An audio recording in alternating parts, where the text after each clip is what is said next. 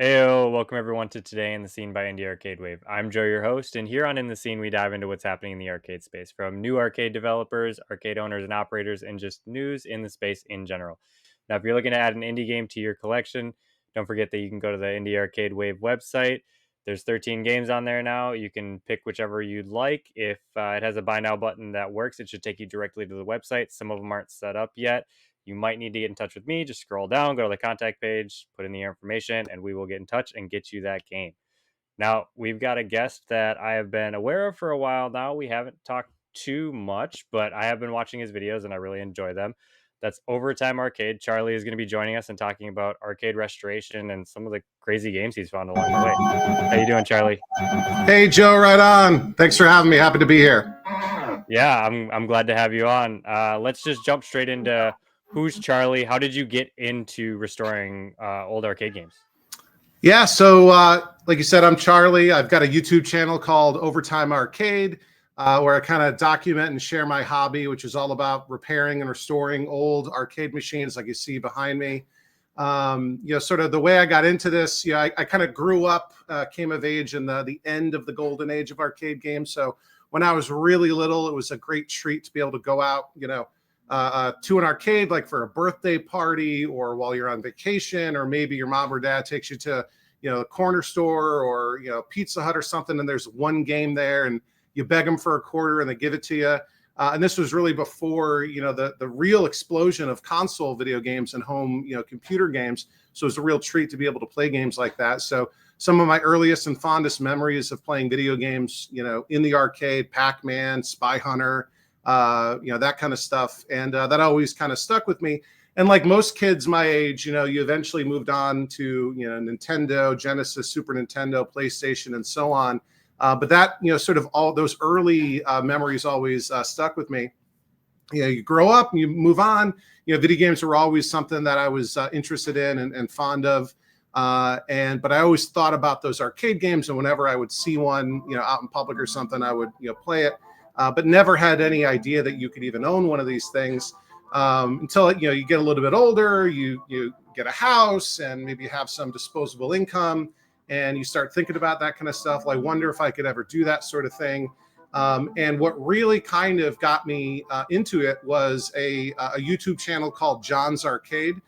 So this was, a guy, John, who kind of, did what I do now, right? A hobbyist, he liked video games and got into collecting arcade machines. I think what got him into it was the documentary King of Kong. And that got him into the idea that, hey, you can actually own one of these in your house. And so you watch, he did like 500 videos. His YouTube channel is kind of, dormant or on hiatus now. But through, 500 some odd videos, seeing him collecting and repairing and restoring these things. And it's not like he was some, electrical engineer or anything like that, just a normal everyday guy. He made it so, seem so, easy and approachable, and really focusing on the basics and then building up to things. And that's what kind of gave me the initial confidence to take the plunge. There were a couple times where, I would see games for sale on Craigslist or Facebook Marketplace. And, with our first house, we had some room. We've got a bigger place now, but every once in a while I would see something that would be appealing, and I would, start the negotiation with the wife about getting it, and that never went anywhere. And then, about 7 or so years ago, we moved into our current home where there's a lot more room. I'm in a finished basement, right? And plenty of room, and it wouldn't intrude on, these things wouldn't be living in the dining room or anything like that. And, started with, the first one was a Centipede, and picked it up, and it was working. Needed a little bit of TLC, got a great deal on it. So that was kind of fun, getting that working properly. And then the second game I got was a Donkey Kong Jr. cocktail, which is actually right over there. It's got a Donkey Kong 3 PCB inside of it right now. But I got that totally dead, totally not working, was missing the monitor. The power cord had been cut, so that thing needed to be completely repaired from the ground up. And I did it, right? And I only shocked myself once. But that first time when I powered it up and it sprang back to life because of what I was able to do to restore it and repair it. That was such a rush, and that's something that I've been chasing ever since. And I've owned like 60 games at this point. I'm constantly, finding new ones and trading them with friends and fixing them up. And yeah, like I said, all of that, I share all of that, document the process, all of the, working on the electronics, fixing monitors, restoring cabinets, put all of that on my YouTube channel. Yeah, I mean, you're a great source for people that want to restore cabinets and want to, start their own personal collection. On that vein, what advice would you give to someone who's a complete newbie, like about to go pick up their first cabinet? It's in pretty good condition, mostly cosmetic Yeah. repairs. But like, what are some either resources you would point them to, or just tips of the trade that you'd be like, these are a couple things to focus on right away? Yeah, so obviously, like you're getting into any hobby, turn yourself into learning mode, turn yourself into a sponge, and just absorb as much knowledge as possible. YouTube is an awesome resource, not just my channel, not just John's channel. There's so many different YouTube channels out there that kind of cover this stuff. And if I tried to name them all, I would totally miss a bunch. But there's some awesome ones like Delusionals Arcade and What Would Jeff Kinder Do and Troy's Restorations and Retrobotics and the Canadian Arcade and Coin Op Corner and so many others that I would, and I'm sorry to everyone that I'm forgetting, and all of us kind of, got into, making these videos for the same reason. We love this stuff so much. We're so passionate about this hobby. We wanted to, share it with other people out there who either already in the hobby or people that, were maybe thinking about it or had perhaps never considered it, but just, Googled, a game they remembered one day. Oh, I heard of Pango. Let me Google Pango. And wow, I found this, multi-part restoration, video series on fixing Pango. In terms of, how to really start approaching, fixing up this stuff, I personally tend to focus more on the internals to the cabinet. So really fixing the electronics is what really, excites me. I do the cabinet stuff and the cosmetic stuff because it's part of the process. I don't love it as much. There's other channels like, What Would Jeff Kinder Do? Or the Arcade Wood Shop, Tony Arrowwood's channel. They really focus more on the cosmetics and the woodworking and the cabinetry, that sort of stuff. But a lot of this stuff, the beginner stuff, is so easy. Anybody can sand some old wood and put a fresh coat of paint on it. Even the electronics, right? These are really typical, the kind of stuff that I gravitate towards. Early 80s is kind of the sweet spot. Sometimes I dip into the 70s. Sometimes I dip into the 90s. But for the most part, these are very simple machines. Single board computer with through hole vias. That's designed to be hand soldered. One of the jokes is these games were designed to be designed by college students to be repaired in the field by high school students and played by middle school students. Right. So. There's nothing that requires super elaborate machinery, right? A multimeter and a soldering iron will take you a long way. The most common stuff that these machines have, the most common problems that they have, are often very easy. Another one of the sort of, sayings we have is always start with power and connections, right? So if you've got a game and you try to turn it on and it doesn't work, always check all of the connections. Is everything plugged in? Are all the switches on? Sometimes there's multiple switches and, somebody will be hitting a power switch and it's not working. Well, there's actually two power switches and they both need to be on. Maybe something's unplugged inside of the cabinet. It could be something as simple as a little 50-cent fuse is blown and that fuse needs to be replaced. Another awesome resource for learning how to work on and fix these games is a website called KLOV, K-L-O-V. It stands for the Killer List of Video Games. Has a couple other names too, like the International Arcade Museum and this sort of stuff.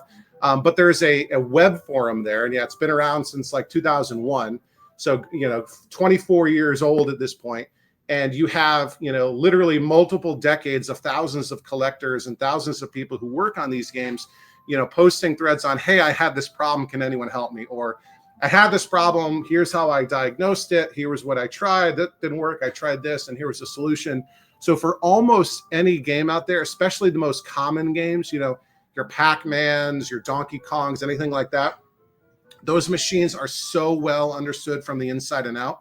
And it's almost impossible for you to encounter a problem that no one's ever seen before, no one's ever solved before.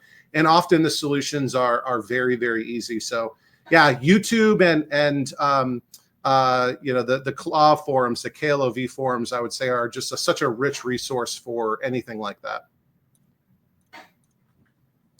Yeah, I agree. I mean, there's just you can look up any game, any issue. There's probably 30 videos made on it, and it'll walk you Absolutely. right through exactly how to do it. And And and so even really something like, anybody could start collecting.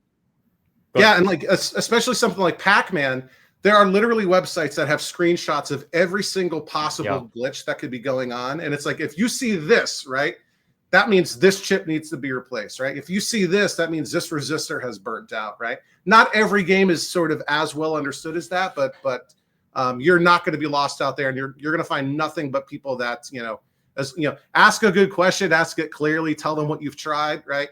And you'll find lots of people willing to help you. Yeah, the solution is there. It's not that hard to find. You could fix it. So let's talk about the games you have. Like you obviously Yeah. have a handful behind you. I know there's a few missing from that shot. You've got some more in your Mhm. basement, some in your garage. What's some of the like weird, unique stuff that you've come across that you have in your collection? Yeah. So, something that I've kind of not on purpose, sort of accidentally focused on in my collection is less common versions of common games. So I guess one example of that, sort of a little bit behind me, and I've got games in a couple different places. This is like my primary lineup. This is my home office technically. So like everything in front of me is like, I work from home a couple days a week. So I've got my work computer and all that sort of set up. And so this makes for a bit of an interesting background when I'm on Zoom calls for work or whatever. But I got a bunch of games here. Once I get this fully set up, there'll be something like, 20 to 25 games in this room. That'll be the primary lineup. My workshop is out in my garage, and I have tons and tons of projects out there. Probably 30 more projects out in the garage. I have a couple games at work at my office, like an actual work office. I have some games at a buddy's arcade. My buddy Mark and his wife Danny, they run Back to the Media Arcade in Winchester, Virginia. I've got like 6 games over there. But yes, I've got like, uncommon versions of more common games. One example would be I have an Irish Kangaroo. So Kangaroo was a game released by Atari, developed by Sun. And Atari had a factory in Ireland that manufactured games for the European market. So, they built most of their stuff in the U.S. for the U.S. market, but they also had a factory in, I think it was Tipperary, Ireland, for the European market. And somehow some of those games would make their way to the U.S. One of the theories that people have was, during the heyday, the height of the golden age, nobody could keep up with supply. And so, the Irish factory wasn't just supporting Europe, but it was also supporting Canada, because, the US factory could barely support the US versus, all of North America. So a bunch of Irish games made their way to Canada. I picked up that Irish Kangaroo in Cincinnati, Ohio having being right across the lake from Canada. You can see how that might have crossed. So that was interesting. I got that one out of an abandoned mall in Cincinnati, Ohio. And it took me, biggest issue with that one was tracking down the bezel for it. So, most of these games like Pango right here have a bezel as like artwork around the monitor, and then a marquee up top, kind of, advertising the game. The Irish games, the Atari Ireland games, had a single piece of glass that was like a combination marquee and bezel with sort of like they called it a baffle in between to kind of keep the light from spilling between them. It took me quite a while to track one of those down, because nobody reproduces that piece of artwork, unfortunately. But turns out that Ron and Joe from Joe's Classic Video Games, they've got an awesome YouTube channel where they do this kind of stuff. And they do it, for a living. They have a business, a storefront where they sell these games that they fix up. Apparently, I finally put out a want to buy for one of those. And Ron was like, this thing has been sitting on the wall over my shoulder for 15 years. Let me send it to you. Some other less common ones right over here. I've got next to the Robotron, I've got a Joust, very common, very typical, machine, except it has optical joysticks. So, virtually all Joust cabinets have two-way, leaf switch joysticks, right? Because with Joust, you can only go left and right. You hit the flap button for the ostrich or stork or whatever to fly. But there was a very few number of cabinets produced by Williams that had optical joysticks instead of the mechanical leaf switch joysticks. My estimate would be like maybe 100 to 200 of these, maybe a little bit more. There's been a lot of debate on, was this at the beginning of the production run or the end of the production run? From all the evidence I've seen points to these are actually in the middle, based on the date code stamped onto the control panels. I picked up that cabinet. It had been converted to Street Smart, which is like an SNK brawler type of game. But I bought it with the intention of restoring it to a Joust. And when I got it home and sort of took it all apart and looked on the inside, instead of seeing what I expected were these sort of elongated oval shaped holes for the joystick, for the two-way joystick, similar to like how Defender is, there were these big giant circular holes. And eventually I figured out that that's what is designed to fit the leaf switch, or the optical joystick. And I thought I'm never going to find one of these, right, or a pair of these. But this guy, Brad Raydell, who is sort of one of the gurus when it comes to fixing Williams games, just so happens that he had a spare set of these, and he cut me a great deal and sent those my way. Another uncommon cabinet I have is a Deco BurgerTime. So BurgerTime was developed by Data East, or Deco Data East Corporation. And most BurgerTime cabinets that you see were manufactured by Bally Midway, the same company that made Pac-Man, Miss Pac-Man, Galaga, etc. And it's very distinctive because the shape of the cabinet kind of, the top of the side looks like a chef's hat for, Peter Pepper, the protagonist of the game. And those were all made in the U.S. for the U.S. market. But there were also some cabinets that Data East manufactured themselves in Japan, that made their way to the U.S. and they look completely different. The sides are just wood grain vinyl. The artwork is totally different. If you've ever seen the cover of the NES port of BurgerTime, the Nintendo port of BurgerTime, the artwork looks much more like that, versus what's on the actual Bally Midway version of the cabinet. So yeah, that's a straight. It's got shiny gold T-molding. It's really a bizarre looking thing. And some others that are, I've got a Cabaret Asteroid, so a relatively uncommon version of a super common game, Asteroids. Out in the garage in the restoration queue, last year I picked up an Irish Food Fight, so very similar to the Irish Kangaroo. This was, the Atari game Food Fight, but manufactured in Ireland, somehow made its way here. That one got converted to a golf game called Irem Skins game, and it was painted, and that's what happens a lot when these games got converted. They would stop making money as the original game. The operator would buy a new game PCB to swap out the guts, maybe the controller, put different artwork and turn it into a new game. Very often they would paint the cabinet. And that's a very frequent thing that folks in this hobby have to do, like myself, is strip the old paint off, hope the old artwork is still underneath, if not get reproduction artwork. And so this Irish Food Fight has been painted, but it was painted with like rhino lining, truck bed lining, so it's all texturized and whatever. So I'm hoping I can get that texture paint off without completely destroying the artwork underneath.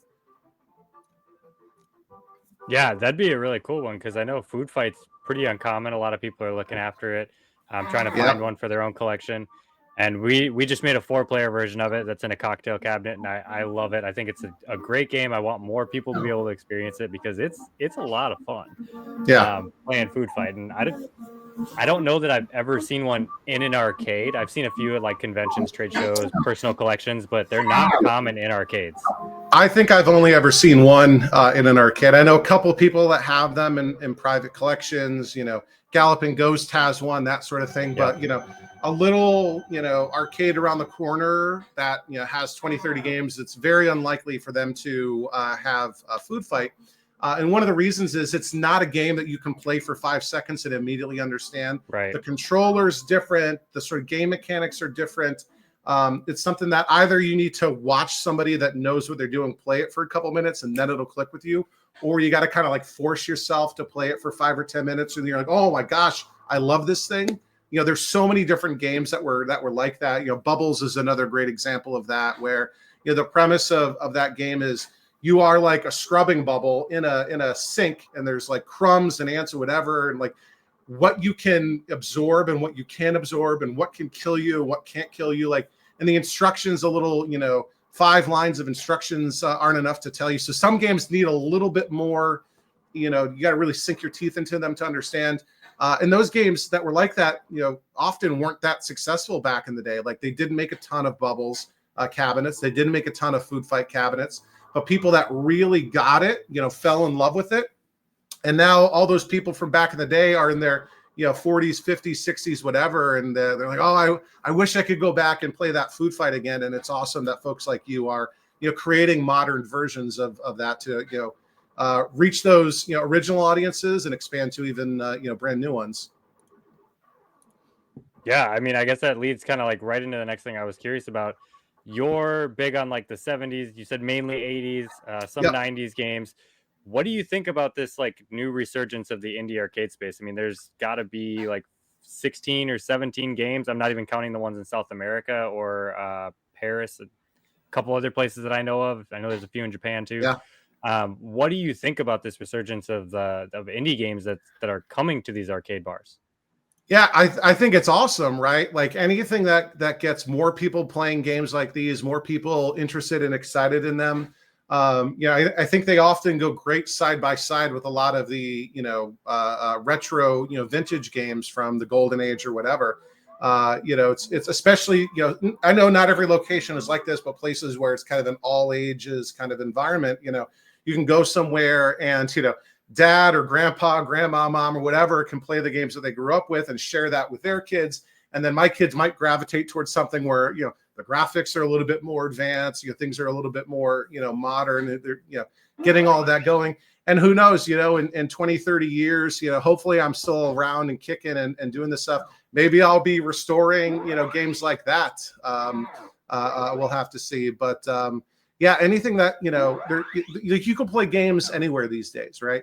Any computer, tablet, phone, anything, right? But there's something, unique and special about having a concentrated experience that you can really only get in person. Maybe you're playing with other people and competing. A lot of video games now in my and I play modern games too. My kids do as well. Is the way competition, it's like very different. The single player games are almost interactive movies, right? Even if you die, you really never die. You just go back to a save point and continue through the adventure. And even things that are hyper competitive, like Warzone, Fortnite, Rocket League, those are great, but it's not like there's worldwide leaderboards, but like there's no like, hey, at this house, this my local arcade, I'm the top of the chalkboard leaderboard here. And have someone else come right up and try to knock me off the king of the hill. And I think there's something special about that, especially if there's some unique controls that you can incorporate where it's not just something that could be easily reproduced by a keyboard or a controller, something like that. And provide that unique experience, both playing the game and playing with other people. I love it. Yeah, I think my favorite thing about the indie space is a lot of these games are developed as multiplayer games. So it's the idea of bringing people onto a single cabinet to play together. But the other thing is like you go and buy a new game and all the art is in the game, right?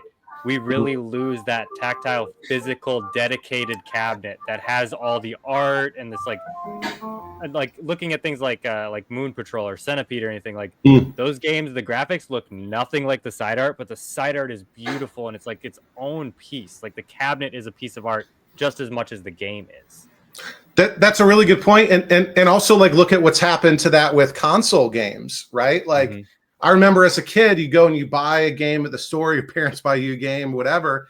You're looking at the front, you're looking at the back, you're taking out the instruction manual. Maybe it's a full color instruction manual. All the artwork that's gone into that. These days you're lucky if you've got artwork on the cover, right? And it's not just a word mark on a dark background, and then on the back there's tiny postage stamp screenshots, and then like all of this legal text or something, right? About how you're actually buying a license, you're not actually buying the game. You've lost so much of that, right? And this is a visual media. Video games are visual media, and it's not just limited to what's on the screen. And so, even just walking around, right? Like this is, even if you never play one of these games, somebody comes over to my house, they want to look at the arcade, right? Check it. Oh, that's so cool. Oh, look at that. Look at the detail in that marquee, and that's totally, totally lost when you don't have that. Right. Yeah, it's huge. I mean, video games don't even come with manuals anymore. That's so weird to me. Nothing. Like everything is digital now. You don't even get a case or a And disc. And often the game's not even on the disc, right? no, Often the disc is a key to let you download yeah, the 500 gigabyte day one yeah, patch. yeah. You're freaking filling up your drive with one game. Yeah, that's super cool. I'm curious. Like as a collector, right? You have all these games. It's already in your basement, and you have this attention to detail that you're paying on these. Nate, can you give me like 5 to 10 arcades in the country that you want to shout out that you just think have like really nice selections of games, very nice cabinets that really stick with you over time? Of ones that I've been to, because I haven't been to them all, right? One nice thing is, for me, my day job, and this is not, I don't do any of this stuff professionally, the fixing the games, buying and selling them, right? Like, or the YouTube channel, that's not my job, right? That is not even a side hustle. That's a hobby, right?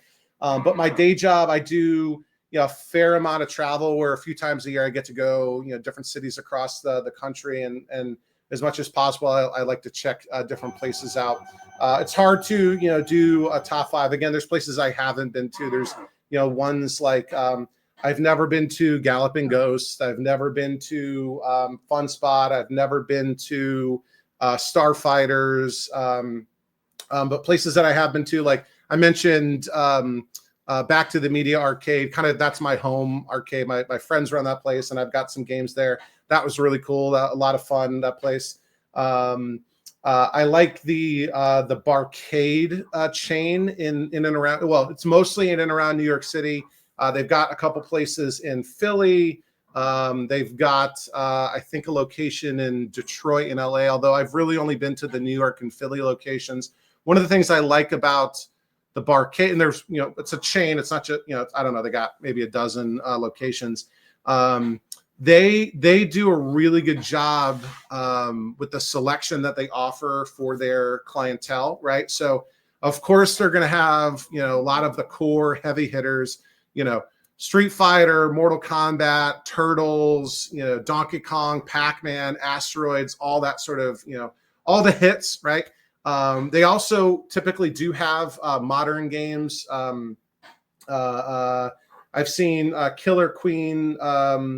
They typically do have modern games, indie games, and they'll also have those deep cuts for really hardcore people in this hobby. I know a couple that have stood out to me. They rotate them too, so they're constantly changing, between their locations. They've had a Chicken Shift, which is a really bizarre game where it's like a puzzle game, and there's different levels, but the sort of entry level is there are these chicken eggs that are kind of falling from the sky, and they're going down these ramps and tubes and whatever, and you got to rearrange them so that the eggs don't fall. They have an Atari fire truck in the nice version, the 2-player version, where somebody's sitting in the front controlling, driving the front of the fire truck, and somebody's sitting in the back, driving the back of the ladder truck. They have an anteater, very uncommon game where you're essentially an anteater on top of an anthill and sticking your tongue down into an ant farm, right? Trying to eat all the bugs, and different bugs can attack your tongue, right? That's another one of those games where if you just play it for 30 seconds, you will immediately die. You'll lose all your lives. You'll lose your quarter, and you'll get angry unless someone has to tell you how to play the game well. I like the 1-Up arcade chain out in Denver. So not arcade 1-Ups, right? So the 1-Up arcade chain out in the Denver area. They've got 3 or 4 locations. That's John Exidy's. He's involved with that. They've got a great selection of games in pinball too, and modern stuff too. I've seen indie games there. I've also seen the Pac-Man Battle Royale kind of stuff, kind of mixing the retro and modern sort of things. What are some other ones? I've done a ton of tours on my YouTube channel. I'll do like a little 60-second walkthrough, preview tours of these places. Let's see. There's one down in North Carolina that I like. It's near Fort Bragg, or I guess it's now called Fort Liberty, the Army base there, called Stop Button Bar. That's really cool. They have, again, a great mix of, classic games and some modern ones, and pinball and racers and all that sort of stuff. So Stop Button Bar is pretty good. Let me think. I don't know. There's too many. I got a bunch of tours of them on my website. There's a cool place out in Colorado Springs called the Manitou Springs Penny Arcade. So this is a place that has an extremely vast collection of games in terms of the time that they span. And they go all the way back to nickel arcades from, like the World War II era, and, electromechanical, computer games, and then a bunch of 80s and 90s stuff, and similar with pinball. So that's like just a wild selection of stuff. And even though it's not really another one that kind of sticks out in my mind, it's really a pinball place, not a video game arcade, is the Pacific Pinball Museum in Alameda, California, where they keep the nuclear vessels.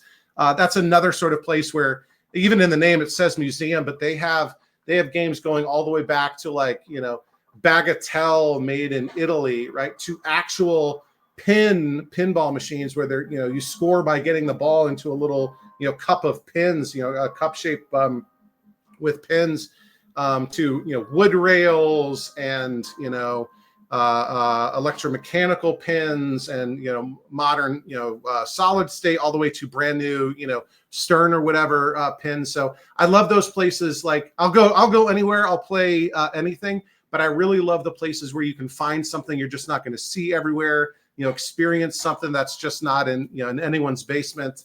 But yeah, there's so many great places out there all across the country, and I'm sure around the world too. Yeah, I agree. I mean, I really love the places that have the old weird stuff. Like I was just at Free Play Florida, and they had like the pinball like pins and everything, and they had the whole history of that. It was cool to see that. And Galloping Ghost is one that, like, it is so cool and overwhelming at the same time. He's got over 1,000 Yep. games on the floor at this point. It's So awesome. like I think anybody that loves the arcade space needs to go and definitely check out. But I don't think I've been to any of the arcades that you just mentioned. Like There you every go. single one of them. The East Coast is somewhere I haven't been. I've been to like 60 plus arcades at this point, probably. And the East Coast, I haven't touched at all. So there's a lot on my list, and a lot out that way that I want to visit. That's Cool. really all I had for you, Charlie. Like, I really appreciate you telling us about your collection and restoration and all that stuff. So before we wrap everything up, just shout out social medias, let people know where they can follow along and continue to watch your videos. Yeah, best place is my YouTube channel, Overtime Arcade, kind of like BurgerTime, but Overtime. And yeah, I typically release new videos every weekend, usually on Sundays. Sometimes I get behind. Like my video this weekend probably won't come out until Monday because I've been waiting on parts. It should have been here days ago. We've had multiple snowstorms, so we'll see when that happens. I've also got a podcast called the Coin Jam Podcast that we do once a month. Me and a couple other guys, Liam from Retrobotics, Chance from the Canadian Arcade, Kay from Prime Arcade. We all have YouTube channels or TikTok or Facebook, videos. And yeah, we talk once a month about this stuff, sort of what's going on, what we're working on, that sort of thing. I'm also on Twitter or X, Overtime Arcade. I've got other stuff too. I'm on the KLOV forums as Charlie G. But yeah, the YouTube channel at Overtime Arcade is the best place to find me. Perfect. I'm going to throw the links down in the description so you guys can go check out what Charlie's doing. Thanks again, man. I really appreciate your time. It was fun chatting with you. Finally getting to meet you after all this time of kind of going back and forth on Twitter. But for anybody that's still watching, don't forget to like, share, and subscribe. It helps us a ton. The way we'll continue to grow, we can all write it together. And you can grab an indie game on the Indie Arcade Wave website. Just let us know what you want. Some of them have buy now. Some of them you have to get in touch with me. But we'll get it figured out and get you that game. And until next time,